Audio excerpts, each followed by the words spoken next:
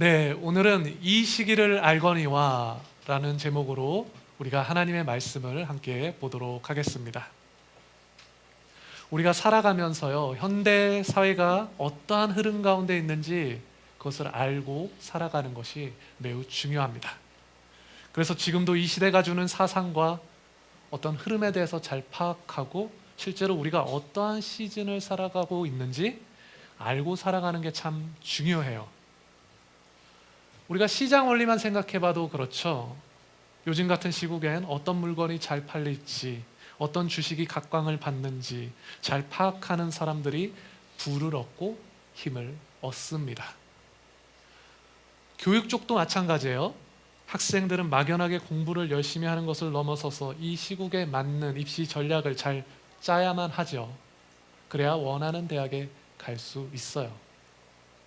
취업은 어떠하죠? 취업 또한 마찬가지입니다. 이처럼 각 시대와 각 상황마다 전해주는 그 시기와 시기의 중요성이 있다는 것입니다.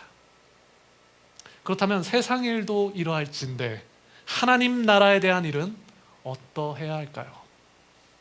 우리 성도들의 구원이 걸린 이 시대적인 상황과 이 시대가 주는 영적인 흐름에 대해서는 우리 성도들이 어떻게 반응해야 하겠습니까?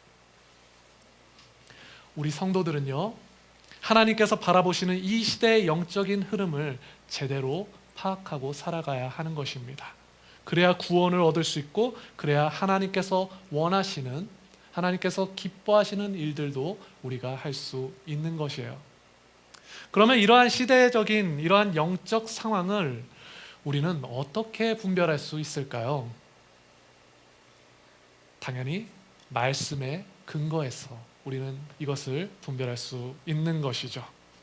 오늘 말씀에서는요, 우리가 처한 시대적인 상황이 어떠한지 그 본질을 보여주고 있습니다. 그래서 성경은 오늘 본문 가운데 한 시기를 말씀하고 있는 거예요. 그래서 오늘 우리가 함께 봉독한 본문은요, 이러한 영적인 상황에서 우리 성도들이 영적 예배를 드리는 사람들로서 해야 할 것과 하지 말아야 할 것을 전해주고 있습니다. 그래서 성경은 우리가 이러한 영적 예배를 행함에 있어서 한 시기를 언급하고 있다는 거예요.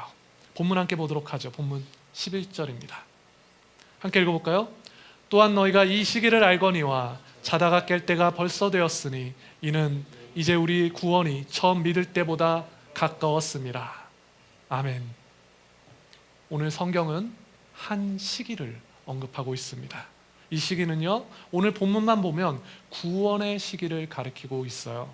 하지만 로마서의 문맥을 이렇게 쭉 따라 읽어보면 이 시기는 종말의 시기를 가리키고 있는 것입니다.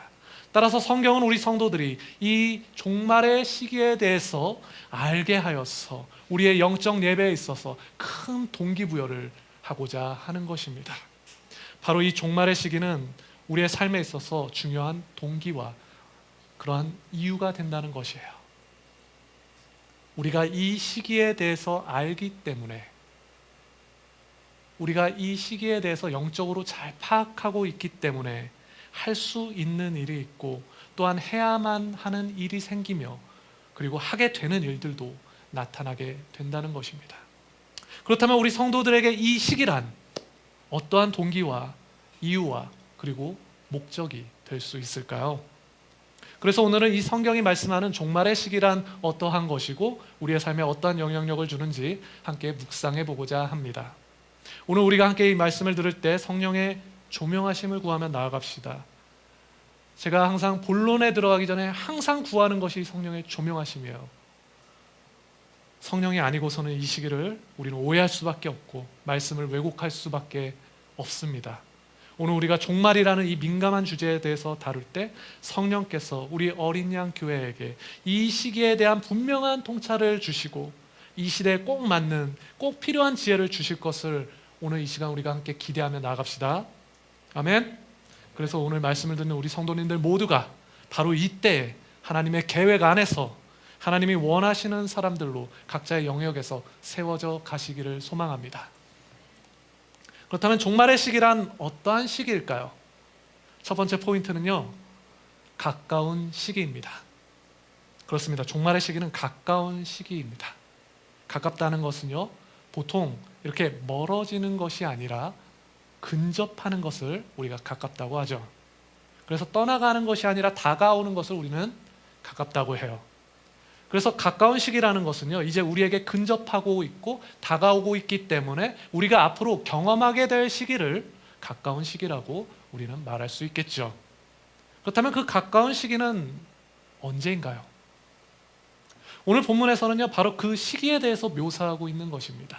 본문 11절에서 12절 읽어보도록 하죠.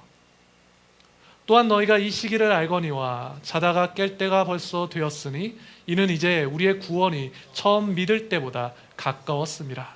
밤이 깊고 낮이 가까웠으니 그러므로 우리가 어둠의 일을 벗고 빛의 갑옷을 입자. 먼저 성경은 이 시기를 가리켜 자다가 깰 때라고 합니다. 그리고 이어서 이것은요, 아직 깊은 밤이지만 낮이 가까워진 상태를 묘사하고 있어요. 자다가 깰 때인데 아직 밤이라는 거예요.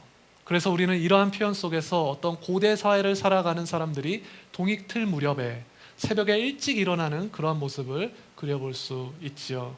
동이 트면 서서히 더워지고 일하는 게 힘들어지기 때문에 해 뜨기 전부터 정오가 되기까지 열심히 일해야 하는 사람들의 모습들을 우리는 이 본문을 통해서 연상해 볼 수 있는 것입니다. 바로 이러한 개념 속에서 오늘 본문을 우리가 바라보면요, 어떠한 시간의 흐름을 파악할 수 있죠. 그렇습니다. 오늘 본문은요, 아직 밤이지만 낮을 준비하는 사람의 모습을 보여주는 거예요.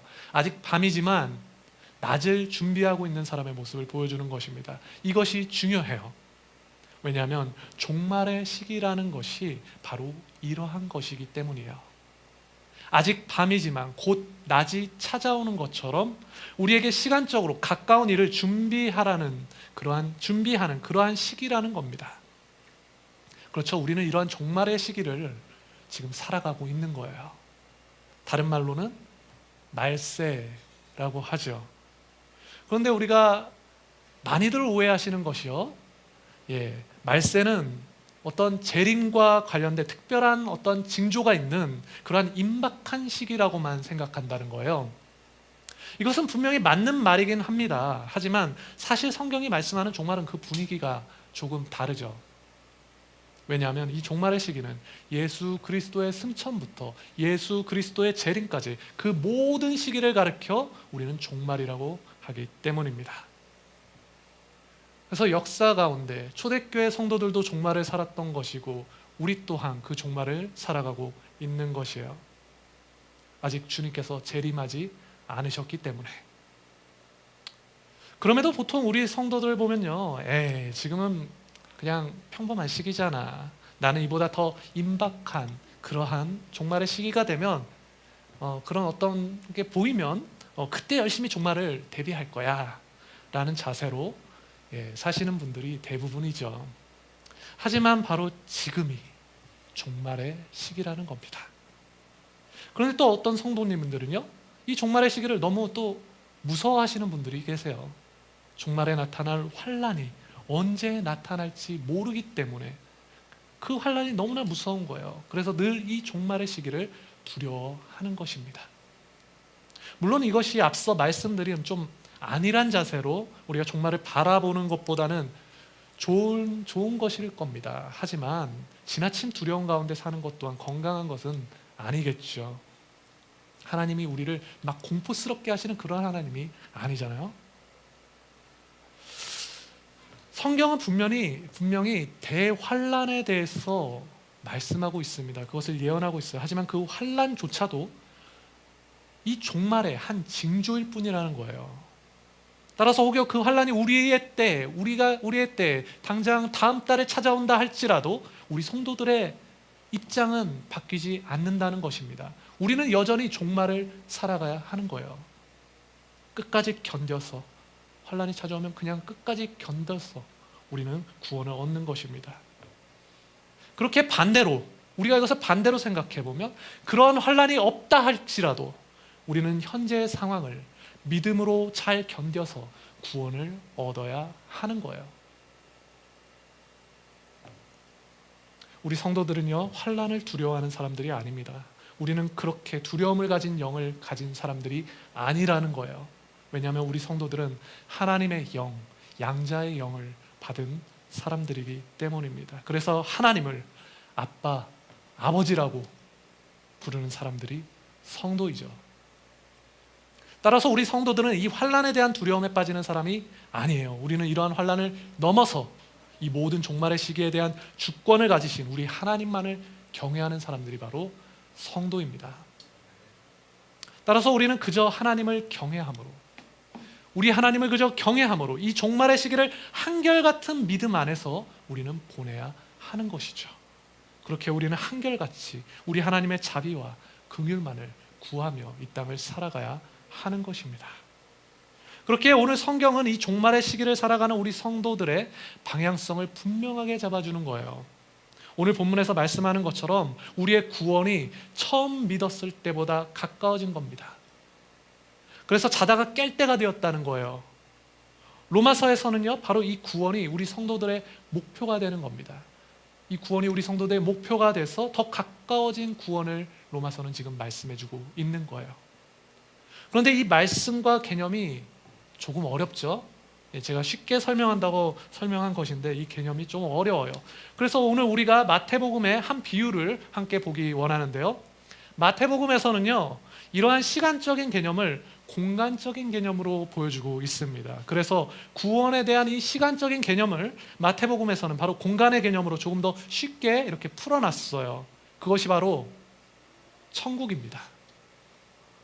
마태복음 24장부터 25장은요, 주님이 다시 오실 때 나타날 징조들에 대해서 말씀합니다. 그래서 여러 비유로 그것을 말씀하는데요, 그 중에 잠을 자다가 이렇게 깨는 사람들의 이야기가 나옵니다. 그들이 누구일까요? 이렇게 졸다가 확 깨는 사람들이 나와요. 바로 열처녀들, 열처녀의 비유예요. 10명의 처녀들이 있었습니다. 성경은 그들을 이렇게 소개해요.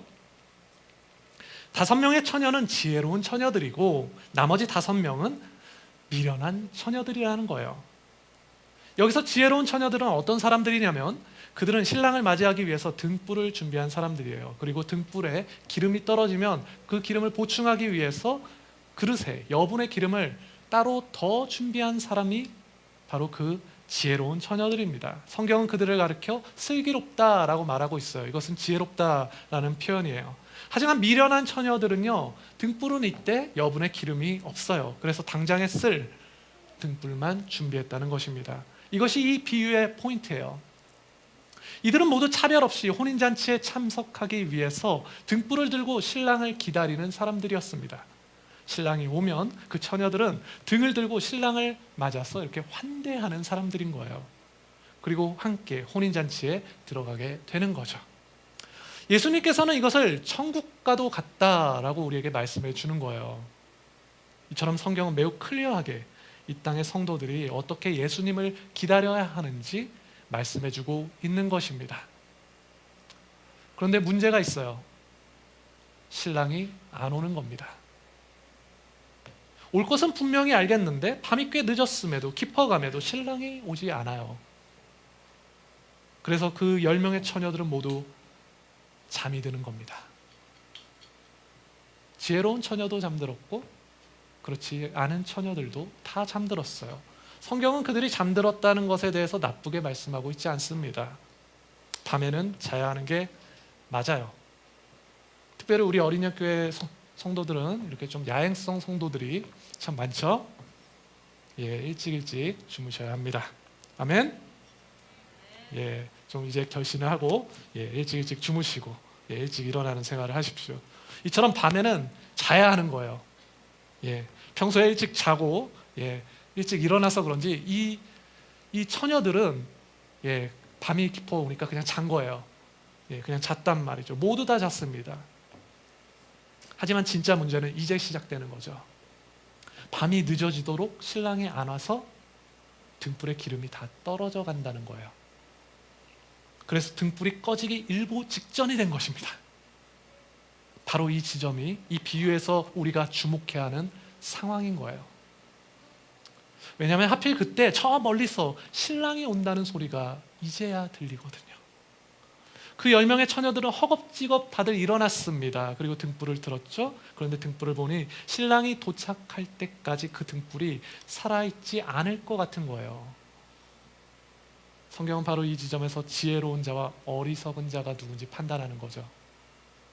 바로 이 결과로 여분의 기름을 더 준비했던 그 5명의 처녀들만 그 신랑을 환대할 수 있게 되었던 겁니다. 그래서 그들만 천국에 들어가게 되는 거예요. 혼인잔치에 들어가는 거죠. 비유 안에서는. 그러면 나머지 5명은 어떻게 됐나요? 그들은 그 기름을 다시 사러 갔다 옵니다. 근데 갔다 왔는데 정작 그들은 신랑을 맞이해야 하는 그 일을 하지 못했기 때문에 그 문 앞에서 그냥 거절되는 거죠. 그들은 그 잔치에 참여할 수 없어요. 그래서 이 비유를 마치신 주님께서는 이러한 교훈을 주세요. 마태복음 25장 13절입니다. 함께 읽어봅시다. 그런즉 깨어 있으라. 너희는 그 날과 그 때를 알지 못하느니라. 이 비유를 가지고 이단들이 참 이런저런 얘기들을 참 많이 합니다. 성경이 말씀하는 예수님의 교훈은 하지만 분명하죠. 깨어 있으라는 겁니다. 깨어 있으라는 거예요. 그렇다면 이것은 잠에서 깨어 있으라는 건가요? 분명히 그러한 뉘앙스도 포함되기는 합니다. 하지만 단순히 잠자지 말라는 게 아니죠. 그래서 잠자지 말고 억지로 철야기도 하고 억지로 이렇게 새벽 기도하면서 깨어 있으라는 표현이 아니에요. 이 말씀은 거기에 갖다 붙이는 표현이 아니라고요. 그렇게 율법적으로 육적으로 깨어 있으라는 말씀을 우리에게 하고 있는 것이 아닙니다. 여기서 깨어 있으라는 것은 가까운 때이지만 언제인지 알 수 없으니까, 언제인지 우리가 모르니까 깨어 있으라는 것이죠. 영적으로 자신의 기름을 준비하고 깨어 있으라는 겁니다. 그 기름이 뭔가요? 여기서 그 기름은 뭐죠? 신랑이 아무리 늦게 오더라도 언제든 환대할 수 있는 기름이잖아요. 성경은 그 기름을 준비한 5명의 처녀를 가리켜 지혜로운 자라고 말씀하는 것입니다. 오늘 본문에서 사도 바울도, 오늘 로마서를 보면 사도 바울도 같은 말씀을 지금 전해주고 있는 거예요. 아직 밤이라는 겁니다. 하지만 낮에 일을 준비하라는 거죠. 그렇게 자다가 깰 때가 되었다는 거예요. 왜죠? 구원이 더 가까워졌거든요. 구원이 더 가까워졌기 때문에 잠에서 깰 때가 되었다는 것입니다. 이것이 무슨 말인가요? 신랑이 더 가까이 왔다는 말이잖아요. 신랑이 더 가까이 왔다는 말이에요. 그것이 너무나 분명하죠. 그런데요, 아직 언제 오실지 모른다는 거예요. 중요한 포인트는 아직 언제 오실지 모른다는 겁니다. 신랑이 계속해서 더디 오는 것 같아 보인다는 거죠. 그렇게 우리는, 그렇게 깨어있으라는 의미는 우리 주님께서 언제 오시더라도 깨어서 그분을 환대할 수 있도록 준비가 되어 있어야 한다는 것입니다. 그렇게 우리의 구원이 어제보다 오늘, 아까보다 지금 더 가까워진 것이죠. 사랑하는 여러분, 오늘 본문에서 가깝다는 것은요, 시간적인 개념에서 사용됐지만 적용적인 면에서 우리가 생각해 볼 때 예수님께서 우리에게 오시고 계신 것처럼 우리의 공간이나 관계에서도 사용할 수 있는 그러한 표현이죠. 우리 주님께서 가까워지시는 만큼, 우리의 구원이 가까워지는 만큼 이 종말의 시기는 우리 모든 시간과 모든 공간과 그리고 모든 관계에서 우리에게 깨어있을 것을 말씀하고 있다는 것입니다. 그렇게 성경은 우리가 깨어서 우리의 기름을 준비하라고 말씀하는 거예요. 그렇다면 우리가 깨어서 준비할 우리의 기름은 무엇이죠? 그것이 바로 우리 성도들의 영적 예배인 겁니다. 우리 성도들의 행실인 거예요. 이 믿음을 가진 행실.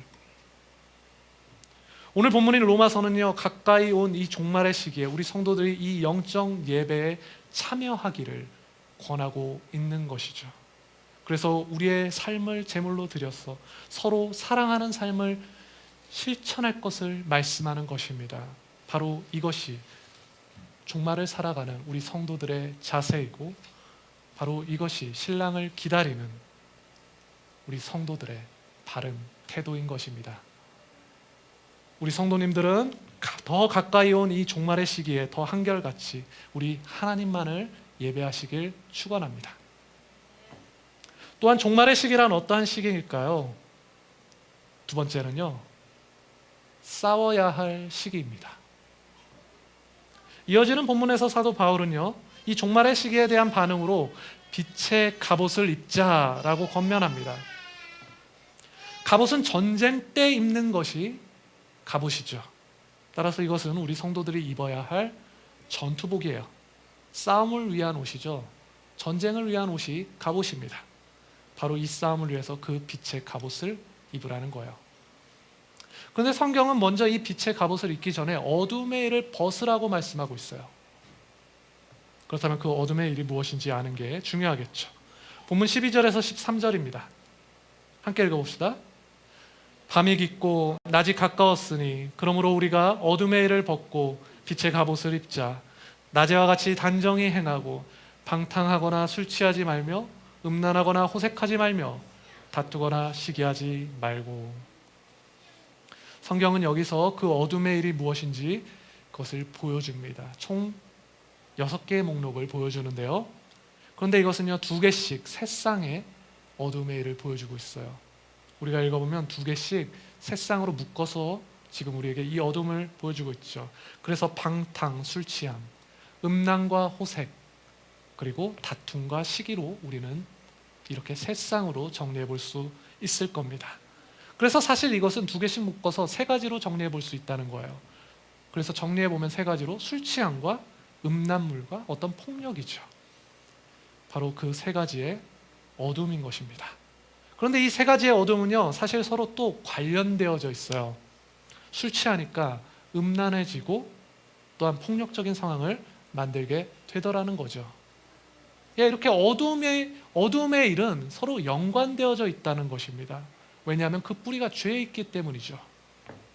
이 로마서를 처음 전해받게 된 1세기 로마 사회는요, 초강대국으로 이렇게 급부상하고 있었어요. 그래서 생활함에 있어서도 매우 풍요로워지고 있었습니다. 그래서 부자들은 자신의 부를 더 확장하기 위해서 이렇게 날마다 이렇게 만찬을 열었어요. 그들이 만찬을 열었던 이유는 단순합니다. 만찬을 통해서 사회적인 관계성을 더 확장할 수 있었거든요. 그래서 부자들은 만찬 가운데 여러 유명 인사들을 이렇게 초대해서 서로 호의를 주고받는 것으로 사회적인 결속을 이렇게 강화해서 서로의 힘을 더 키워갔던 거죠. 그래서 우리는 여기서 궁금한 게 생기죠. 그러면 그들의 만찬하는 그 모습은 어떠했을까? 그들의 만찬은 이러했다고 합니다. 일단 막대한 음식을, 엄청난 음식을 다 먹지도 못할 그 음식을 차려놓고 흥청망청 먹었다고 해요. 근데 그들의 목표 중에 하나가 그 음식을 다 먹는 거예요. 그래서 한 기록에는 그들이 먹는 데 있어서 엄청난 양을 먹기 위해서 식사 도중에 먹은 것을 가서 다 토해내고 또다시 와서 그것을 또 먹었다고 합니다. 먹는 것 자체에 그 목적을 두고 있었던 거예요. 게다가 그들은 만찬을 통해서 이어서 막 성적인 문란함도 이렇게 함께 추구해 갔다는 거죠. 오늘 성경에서 말씀하는 술 취함과 음란함이 그들의 만찬 문화에 고스란히 있었던 거예요. 자, 그런데요, 여기서 중요한 것은요, 이러한 만찬 문화는요, 그들만의 어떤 리그였다는 겁니다. 부자들만의 어떤 세계였다는 거예요. 부자들만의 문화였다는 거예요. 그래서 기본적으로는 이런 부자들이 가난한 자들과 함께 만찬을 즐길 일이 없었다는 거예요. 이 만찬의 목적은 더 힘 있는 사람들끼리 계속 모여야 하는 거거든요. 그래서 그들끼리 사회적인 관계를 확장하고 강화하는 데 이 만찬의 목적이 있었기 때문에 그러합니다. 그러니 부자들과 그렇지 않은 사람들은 함께 공존할 자리가 없었던 거죠. 부자들과 가난한 자들을 보면요, 그들의 집을 봐도 그래요. 서로 그냥 그 집의 규모를 서로 비교할 수가 없죠. 먹는 음식의 퀄리티나 말씀드린 것처럼 양 또한 서로 달랐습니다. 그래서 생활 방식 모두가 그냥 달랐던 거예요. 서로 딴 세계 사람들이었던 거예요. 그래서 사실상 그들은 같은 공간을, 그래서 같은 로마 안에서 살아가지만 서로 사실상 같은 공간을 이렇게 사용하거나 같은 지위로서 가까이 지낼 일은 없었던 겁니다. 혹여라도 그러한 일이 있다면 그러한 일이 있다면 사회적인 지위가 낮은 사람이 높은 사람에게 이렇게 로비하기 위해서 만나는 것일 테죠. 그렇게 보통은요, 같은 로마를 이렇게 함께 살아가더라도 그들은 서로 다른 세상을 살아갔다는 거예요. 묘하게 오늘날 우리의 모습과 닮아 있죠. 그런데 그 로마 사회에 어느 날부터 서로 다른 그 두 그룹이 같은 공간에 모여야 하는 그러한 상황이 생기는 것입니다.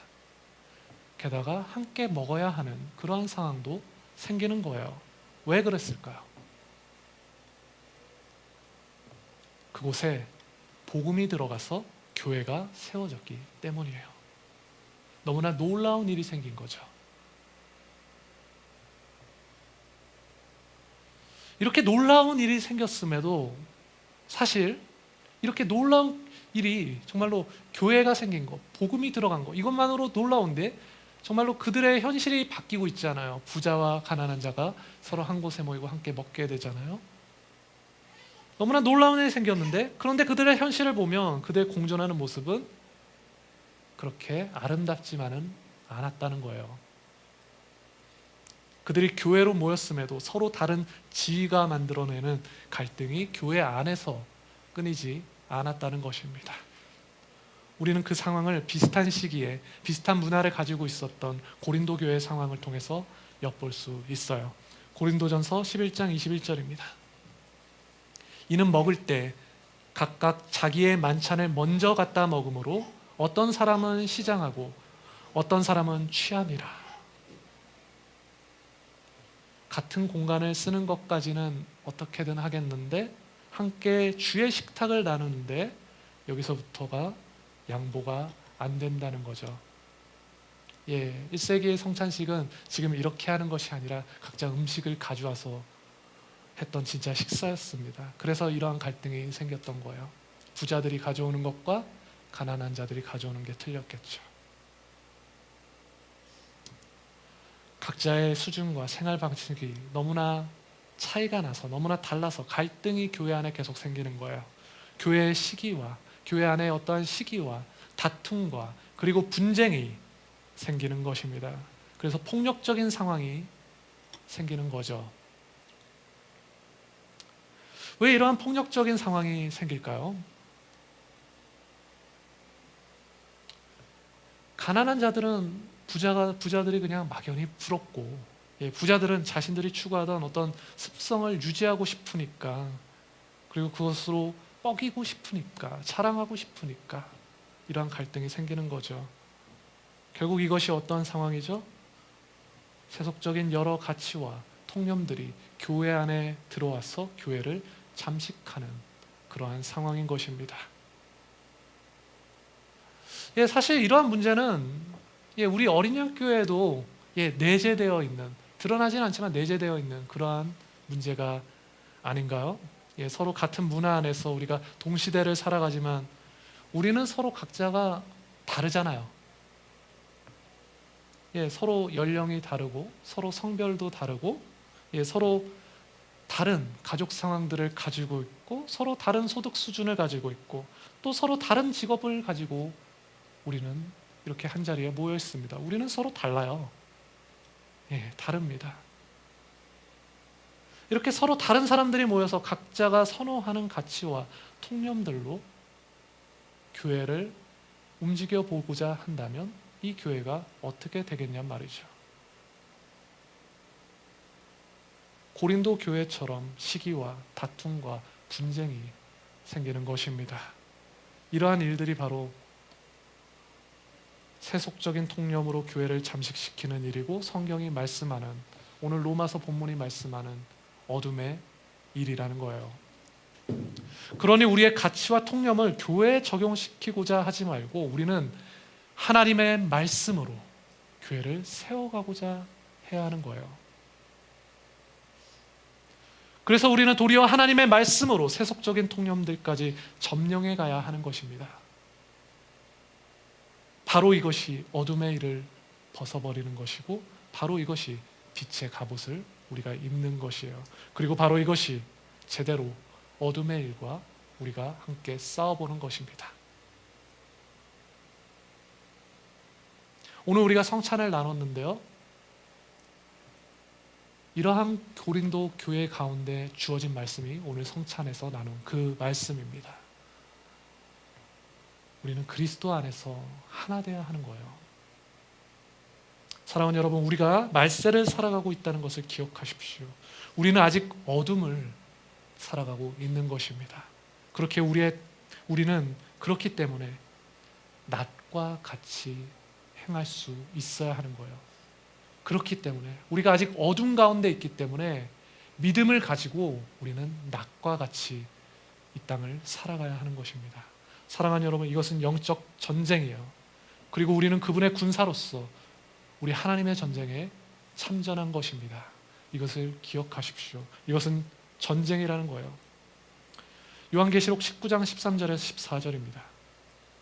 함께 읽어봅시다. 또 그가 피 뿌린 옷을 입었는데 그의 이름은 하나님의 말씀이라 칭하더라.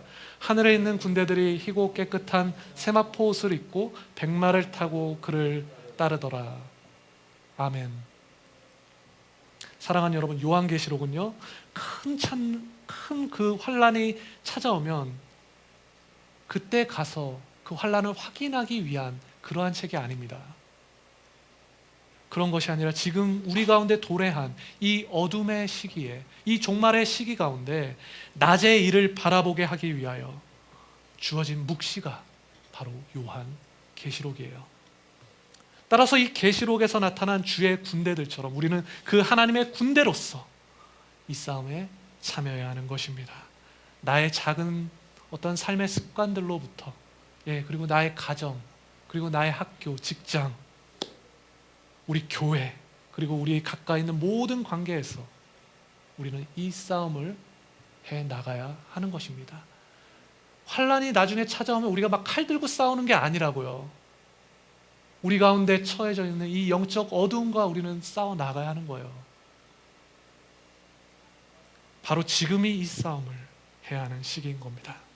에베소서 6장 11절에서 12절입니다. 함께 읽어봅시다. 마귀의 관계를 능히 대적하기 위하여 하나님의 전신갑주를 입으라. 우리의 씨름은 혈과 육을 상대하는 것이 아니요 통치자들과 권세들과 이 어두움의 세상 주관자들과 하늘에 있는 악의 영들을 상대함이라. 아멘. 우리 성도님들은 이 종말의 시기에 빛의 갑옷, 전신갑주를 입으시고 어둠의 일들과 마귀의 관계에 이렇게 능히 대적하셔서 반드시 승리하시길 축원합니다. 마지막으로 종말의 시기란 어떤 시기일까요? 세 번째는요, 기대하는 시기입니다. 종말의 시기란 기대해야 하는 시기예요. 이어지는 본문에서는 이 모든 일들의 실체가 더 분명해지죠. 본문 14절입니다. 함께 읽어봅시다. 오직 주 예수 그리스도로 옷 입고 정욕을 위하여 육신의 일을 도모하지 말라.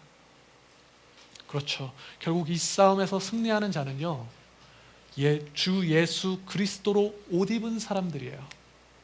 따라서 우리는 예수님처럼 육신의 일을 도모하지 말고 이 시기를 살아가야 하는 것이죠. 그렇다면 그리스도로 옷 입는다는 것은 뭘까요? 그리스도로 옷 입는다는 것은 그분의 구속의 은혜로 우리가 덧입혀진다는 뜻입니다. 그래서 우리의 성도들의 모습 가운데 그 구속의 은혜를 덧입어서 이제는 예수님의 모습이, 예수님의 형상이 나타나는 것이에요. 예수님을 덧입어서 우리가 회심하여서 중생을 경험하고 성화의 사정을 가는 것입니다. 사랑하는 여러분, 오늘 우리가 기대해야 하는 그 포인트가 바로 여기에 있는 것입니다. 우리는 우리의 구원을 기대해야 하는 거예요. 우리의 구원은요, 예수님으로 말미암아 은혜로 주어지는 것입니다. 오직 은혜로 우리의 구원이 주어진다는 거예요. 예수님께서는 우리에게 바로 예수님 당신을 우리에게 덧입히시기 위해서, 예수님께서는 바로 이 일을 위해서 십자가에 못 박히셨던 것이죠. 그렇다면 예수님께서는 우리의 구원을 위해서 무엇을 입으셨죠? 예수님의 옷은 무엇인가요?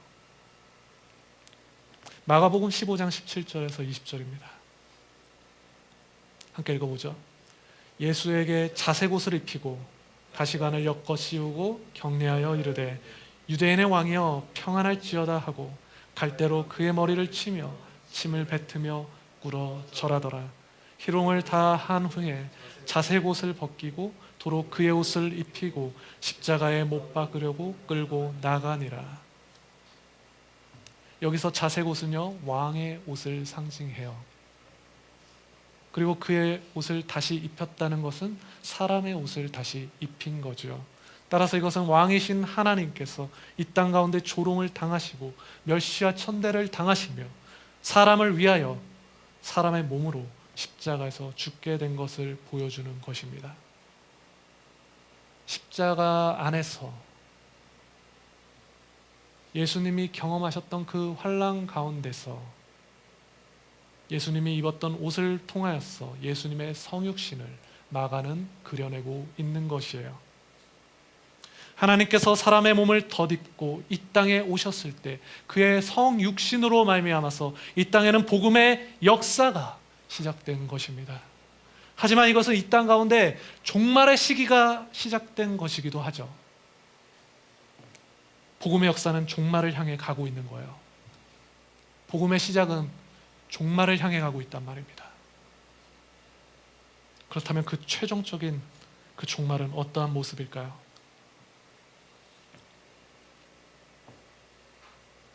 사랑하는 여러분, 예수님께서는요, 당신의 공생의 가운데서 당신의 육적인 그 종말 앞에서 괴로워할지언정 그것을 두려워하지 않으셨습니다. 왜냐하면 그 십자가라는 그 종말 너머로 새로운 기대를 가지고 그 십자가 너머를 주님은 바라보고 계셨거든요. 예수님께서 가지셨던 그 기대가 무엇일까요? 우리 주님께서는 당신의 구속을 덧입은 우리 성도들과의 그 완전한 연합을, 우리 주님께서는 그 완전한 연합을 기대하셨던 것입니다. 그래서 주님께서는 십자가 구속사역을 마치시고 마침내 부활하셔서 우리에게 성령을 약속해 주신 거죠. 누가복음 24장 49절입니다. 볼지어다 내가 내 아버지께서 약속하신 것을 너희에게 보내리니 너희는 위로부터 능력으로 입혀질 때까지 이 성에 머물라 하시니라. 아멘. 사랑하는 여러분, 따라서 우리의 기대도 여기에 있어야 하는 겁니다. 우리 성도들은요, 성령의 능력으로 덧입혀진 사람들입니다. 더 이상 이 땅에만 속한 사람들이 아니라 하늘의 능력으로 덧입혀진 그러한 사람들이라는 거예요. 이것이 성령의 능력으로 덧입혀지는 거죠. 우리가 예수님을 생각해 볼 때 그분의 성육신은 완전한 하나님과 완전한 인간의 모습을 보여주었어요. 마가가 그것을 말한 거예요. 마가는 그것을 그렸던 겁니다. 그래서 하늘과 땅을 이어주는 그러한 역할을 우리 주님께서는 하실 수 있었던 겁니다. 그런데 예수님께서 보내신 성령 또한 우리로 하늘과 이어지게 한다는 거예요. 물론 우리는 하나님이 아닙니다. 하지만 우리는 그분의 자녀죠. 우리는 그분의 자녀가 된 것이에요. 성령으로 말미암아 우리는 그분의 자녀가 되었단 말이죠. 그래서 이제는 삼위 하나님의 그 완전한 연합 가운데 참여하게 되는 사람들이 우리란 말입니다. 그것이 바로 성도예요. 이것이 무엇을 의미하냐면 우리가 이 땅을 이렇게 살아가고 있지만 하늘에 계신 하나님의 연합 가운데 참여한 채로 이 땅을 살아가게 된다는 것입니다. 그렇게 오늘 성경이 우리에게 주 예수 그리스도로 옷 입으라 라고 말씀하는 것은요, 우리 성도들이 이 종말의 시기를 살아가면서 우리 주님께서 더디 오시는 것 같더라도, 우리 주님께서 도무지 오시는 것 같아 보이지 않더라도 포기하지 말고 좌절하지 말고 절망하지 말라는 것입니다. 도리어 우리는 오직 소망을 가지고, 그래서 우리는 우리 자신에게서 나타나는, 그리고 우리 형제, 우리 자매들에게서 나타나는 우리 예수 그리스도의 그 형상을 바라보며 우리 예수님과의 완전한 연합을 기대하라는 그 놀라운 메시지를 우리에게 전해주고 있는 것입니다. 사랑하는 여러분, 우리는 여전히 언제 주님이 오실지 알 수 없는 이 깊은 밤을 살아가야 합니다. 그렇게 우리는 빛의 갑옷을 입고 이 어둠을 밝히며 살아가야 하는 거예요. 우리 주님께서 다시 오셔서 온 세상이 낮과 같이 밝아지는 그날까지 우리는 함께 그의 몸된 교회로서 빛의 자녀들로서 이 땅을 밝혀가야 하는 것입니다. 에베소서 5장 7절에서 8절입니다. 그러므로 그들과 함께하는 자가 되지 말라. 너희가 전에는 어둠이더니 이제는 주 안에서 빛이라. 빛의 자녀들처럼 행하라. 아멘. 우리 성도님들은 빛의 자녀로서 우리 주님 다시 오시기만을 기대하며 살아가시길 축원합니다. 말씀을 맺겠습니다. 사랑하는 어린이교회 성도 여러분, 우리 성도들은 종말의 시기를 살아가고 있습니다. 이 종말의 시기는요, 분명히 우리에게 다가오고 있는 가까운 시기입니다. 그리고 이 종말의 시기는 어둠을 벗어버리기 위해 또한 싸워야 하는 그러한 시기이죠. 그리고 이 종말의 시기는요, 이 깊은 밤을 낮으로 완전히 바꾸실 우리 주님께서 다시 오실 그날만을 기대하는 시기입니다. 사랑하는 어린이학교의 성도 여러분, 그렇게 우리가 이번 한 주를 살아갈 때에도 반복되는 또 다른 한 주를 그냥 살아가는 것이 아니라, 우리가 이번 한 주를 살아가는데 지난주처럼 그냥 반복되는 또 다른 한 주를 살아가는 것이 아니라, 우리 주님 다시 오시는 그날을 기점으로 해서 우리가 이번 한 주의 시간만큼 더 주님께로 나아가는 그러한 한 주를 살아갑시다. 주님께로 나아가는 한 주를 살아갑시다. 그래서 우리가 이제는 이 어둠을 벗고 빛의 갑옷을 입으며 빛의 자녀로서 이 땅을 살아갑시다. 우리 성도님들은 이 종말의 때에 삼위 하나님의 그 완전한 연합에 참여하셔서 어둠 속에서도 넉넉히 이기시는 그러한 삶을 살아가시기를 우리 주님의 이름으로 축원드립니다.